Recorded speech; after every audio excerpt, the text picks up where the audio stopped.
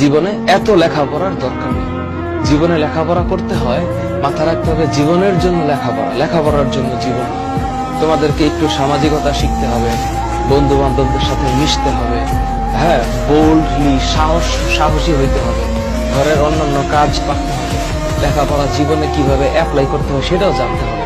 খালি সারাদিন ঘরে বসে লেখাপড়া করা এটা উচিত না, এবং এটা কোনো মানুষের জীবন হইতে পারে না। হ্যাঁ, মানুষের জীবনে সবকিছু করতে হবে।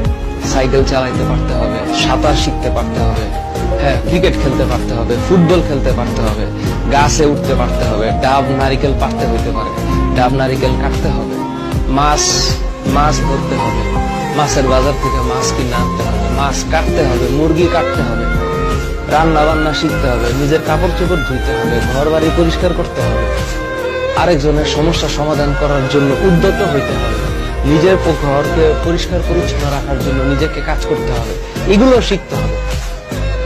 তোমরা কি মনে করো খালি লেখাপড়া করলে মানুষ হবে?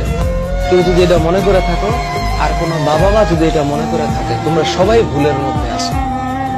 ঠিক আছে, লেখাপড়াটা শুধু একটা ইয়ের মধ্যে থাকবে, একটা কাগজের সার্টিফিকেটের মধ্যে থাকবে।